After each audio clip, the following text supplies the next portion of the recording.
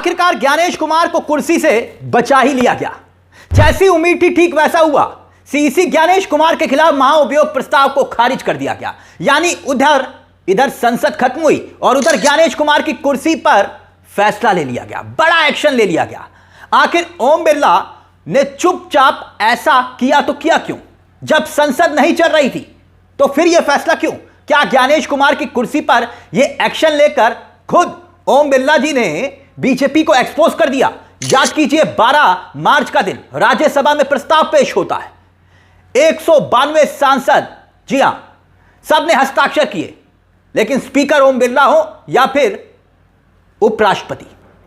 अब इतिहास में यह पहली बार हो रहा था जब मुख्य चुनाव आयुक्त ज्ञानेश कुमार को पद से हटाने के लिए 193 सांसदों ने हस्ताक्षर किए थे, यह जानते हुए भी कि प्रस्ताव पास नहीं हो पाएगा।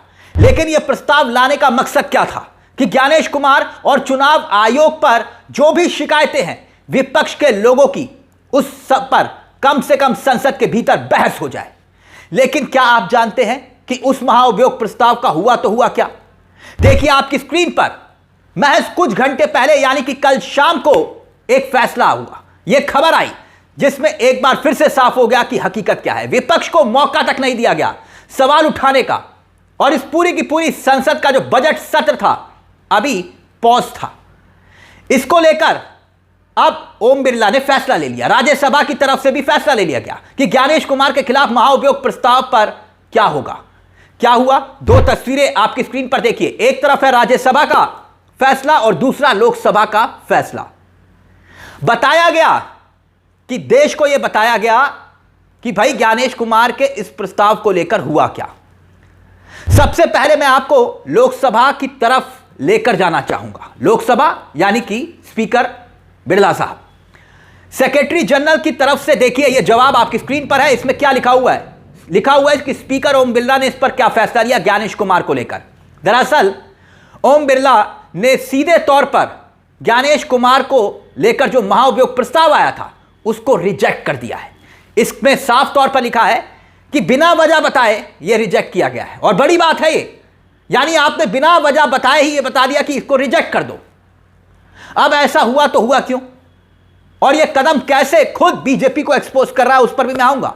लेकिन पहले जान लीजिए इस पूरे जो लिखित में दिया गया है इसमें कहीं भी रीजन नहीं दिया गया, और इसमें लिखा है डिसीजन स्पीकर का लिखा हुआ है, ओम बिरला का डिसीजन लिखा हुआ है, और लोकसभा का जो मोशन आया था किस किस आर्टिकल के तहत आया था नीचे लिखा गया है। और लास्ट में जो सेकंड पॉइंट है अगर आप देख रहे होंगे इसमें लिखा हुआ है रिफ्यूज टू एडमिट।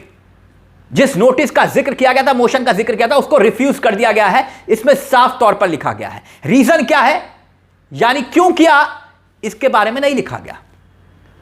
और ऐसे में राज्यसभा में भी क्या हुआ अब देखिए। राज्यसभा का जो लिखित में सामने मामला आया वो भी देख लीजिए, आपकी स्क्रीन पर है।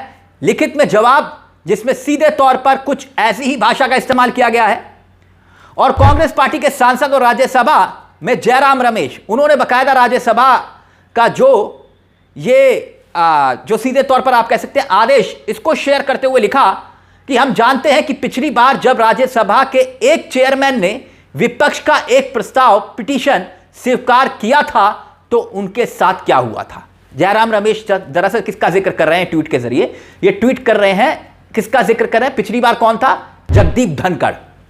और विपक्ष के नेताओं ने एक जज के इंपीचमेंट को लेकर यह कदम बढ़ाया था, और हर कोई हैरान हो गया था कि कैसे जगदीप धनखड़ ने जब उसे स्वीकार किया और उसके बाद जगदीप धनखड़ की कुर्सी, और यह अदावत सबने देखी। और जगदीप धनखड़ का हुआ क्या था और अब कैसे वो अपनी टीस आए दिन बाहर निकालते हैं ये भी सब देख रहे हैं। लेकिन पॉइंट ये नहीं है, पॉइंट ये है कि सब कुछ ये तब हुआ जब संसद नहीं चल रही थी, यानी संसद पोज मोड पर थी।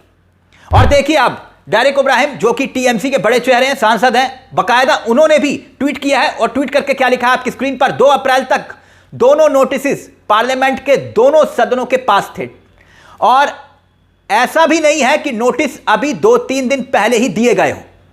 और 2 अप्रैल आखिरी तारीख थी जब बजट सत्र चल रहा था, उसके बाद भी बजट सत्र को स्टे पर डाल दिया गया, पोस्ट पर डाल दिया गया और अब 16, 17, 18 को एक बार फिर से बजट सत्र चलेगा, जिसमें जो है आपको बता दूं कि महिला आरक्षण बिल को लेकर दोबारा से इस पर चर्चा होगी और सरकार इस पर विमर्श करेगी। मगर पॉइंट यह है कि 2 अप्रैल तक लोकसभा राज्यसभा दोनों के पास इंपीचमेंट मोशन था, तो फिर इस पर फैसला क्यों नहीं लिया गया? और आप जानते हैं दोस्तों, इसका जवाब तो आपको भी मालूम है कि फैसला क्यों नहीं लिया गया। अगर संसद चल रही होती, संसद में फैसला ले लिया जाता तो संसद में हंगामा होता और विपक्ष संसद में लोकसभा स्पीकर से जवाब मांगता कि आखिरकार किस आधार पर आपने इस मोशन को रिजेक्ट किया। अब जवाब आप लिखित में देंगे तो ठीक है, लेकिन जवाब आपको मौखिक देना पड़ जाए तो दिक्कत है। मतलब ओम बिरला से अगर सवाल पूछ लिया जाता कि आप बताइए कि आपने किस आधार पर इस मोशन को रिजेक्ट किया, और जबकि 193 सांसद उस पर हस्ताक्षर कर रहे हैं, यानी चुने हुए सांसद कह रहे हैं कि ज्ञानेश कुमार के खिलाफ हम मोशन लाना चाहते हैं, महाअभियोग लाना चाहते हैं, मगर विपक्ष की एक ना सुनी गई। हालांकि दोस्तों, विपक्ष को उम्मीद नहीं थी कि यह रिजेक्ट हो जाएगा, लेकिन पूरा प्रस्ताव रिजेक्ट कर दिया गया। महाअभियोग पर चर्चा होती तो क्या होता? अब आपके मन में भी, जहन में भी सवाल होगा कि भाई महाअभियोग तो वैसे भी गिरना था, लेकिन इस पर चर्चा होती तो क्या होता? अब उस पर आइए। यही होता कि संसद में चुनाव आयोग और मुख्य चुनाव आयुक्त ज्ञानेश कुमार की दलीलों को लेकर एक शानदार बहस हो जाती, दूध का दूध और पानी का पानी हो जाता। तब शायद देखने को मिलता कि बीजेपी आज के उदाहरणों से जवाब दे पाती या 50 साल पहले की घटनाओं से जवाब देती। लोकसभा और राज्यसभा में बिहार में एसआईआर को लेकर चर्चा अभी तक स्वीकार नहीं हो पाई। चुनाव खत्म हो चुका है, लेकिन बंगाल में क्या हालात हैं यह पूरा देश देख रहा है। यह सब कुछ ज्ञानेश कुमार के कुर्सी पर बैठे होने के बावजूद हो रहा है। यानी महाअभियोग पर चर्चा होती तो एक फायदा देश को कम से कम होता कि देश की जनता चुनाव आयोग की दलीलों का महा ऑपरेशन कर सकती थी। और चुनाव आयुक्त ज्ञानेश कुमार की नियुक्ति कैसे हुई और किसके साथ उनके खास संबंध रहे और कैसे मुख्य चुनाव आयुक्त को वो शक्तियां दे दी गई जो देश के राष्ट्रपति तक के पास नहीं है, और कैसे मोदी सरकार ने हर नियम कायदे कानून को बदल दिया, ये सब बातों पर चर्चा होती, देश समझ पाता कि आखिरकार चल क्या रहा है। मगर उससे पहले चर्चा हो पाती, चैप्टर को ही क्लोज कर दिया गया ताकि जनता समझ ही ना पाए। वैसे याद कीजिए, महाराष्ट्र से लेकर लोकसभा के चुनावों के नतीजे तक संदेह के घेरे में आ चुके हैं, यहां तक कि बिहार का भी। मुख्य चुनाव आयुक्त ज्ञानेश कुमार ने सवालों का अंबार पैदा कर दिया है। उसके जवाब का, यानी कि ज्ञानेश कुमार जी के जवाब का मजाक कैसे ट्विटर पर उड़ता है आप देख सकते हैं। ज्ञानेश कुमार के दावों की धज्जियां उड़ाई जाती हैं और यही सवाल खुद मंचों से विपक्ष के नेता उठाते हैं। राहुल गांधी का एक बयान मैं आपको सुनाना चाहूंगा, सुनिए जरा। इलेक्शन कमिश्नर है जिनके नाम अभी प्रियंका जी ने लिए, मैं भी ले लेता हूं। है ज्ञानेश कुमार, डॉक्टर सुखबीर सिंह सांधू, डॉक्टर विवेक जोशी। याद रखिए, ज्ञानेश कुमार, सुखबीर सिंह सांधू, विवेक जोशी। ये जो सत्य और असत्य की लड़ाई हो रही है, इलेक्शन कमीशन बीजेपी के सरकार के साथ मिलकर काम कर रहा है और इनको जितनी भी इम्यूनिटी देनी है दे दो। नरेंद्र मोदी जी ने इलेक्शन कमिश्नर्स के लिए कानून बदला, नया कानून लाए, कहा कि इलेक्शन कमिश्नर कुछ भी करे उन पर एक्शन नहीं लिया जा सकता है, उन पर कार्रवाई नहीं ली जा सकती है। मैं इस स्टेज से आपको कह रहा हूं, कांग्रेस पार्टी आपको कह रही है, आप मत भूलिए, आप हिंदुस्तान के इलेक्शन कमिश्नर हो, आप नरेंद्र मोदी के इलेक्शन कमिश्नर नहीं हो। और हम आपको साफ कह रहे हैं, ये जो कानून बना है, आपकी रक्षा करने के लिए कानून बना है।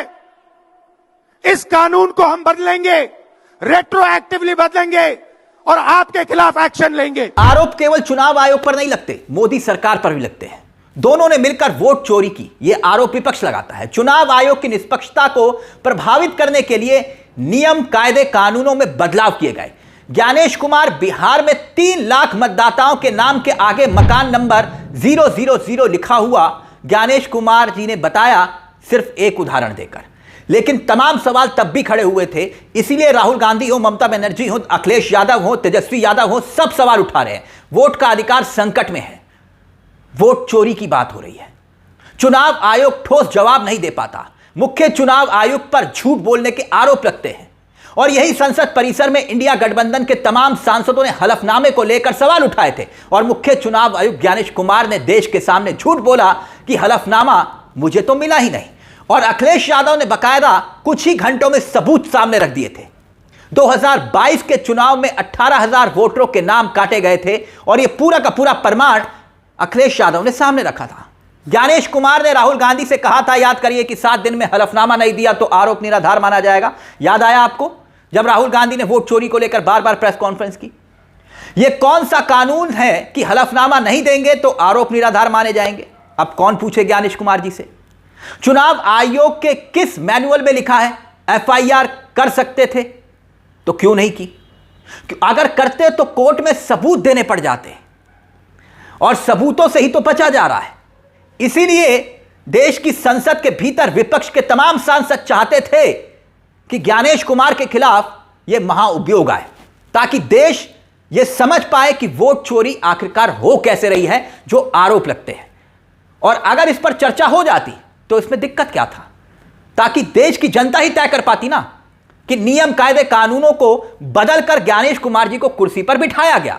और फिर उसके बाद कैसे लोकतंत्र की धज्जियां उड़ी, यहां तक कि सुप्रीम कोर्ट तक को यह कहना पड़ा कि 24 घंटे का अल्टीमेटम, आप बिहार में फाइनल वोटिंग लिस्ट जारी करो। यानी चुनाव प्रचार चल रहा है, नामांकन, नॉमिनेशन हो चुका है, अभी तक वोटरों को, 20 लाख वोटरों को यही नहीं पता कि वो वोट डाल पाएंगे या नहीं डाल पाएंगे। यह एक बहुत यक्ष प्रश्न था दोस्तों, इसलिए महाअभियोग पर चर्चा बहुत जरूरी थी। मगर खैर, सरकार आपकी, जिसकी लाठी उसकी भैंस। इस पूरे मुद्दे को लेकर अपनी राय हमें कमेंट बॉक्स में जरूर दीजिएगा। आपको क्या लगता है कि आखिरकार ज्ञानेश कुमार को लेकर जो फैसला लिया गया, इसको लेकर आपकी क्या राय है? अपनी राय हमें कमेंट बॉक्स में जरूर दीजिएगा। मुझे तिलक चावला को दीजिए इजाजत। एक छोटी सी दरख्वास्त, चैनल को सब्सक्राइब जरूर कर लीजिएगा। मंच आप ही का है, जहां हम सिर्फ खबर नहीं दिखाते बल्कि खबर के पीछे की खबर भी बताते हैं। नमस्कार, जय हिंद, जय भारत।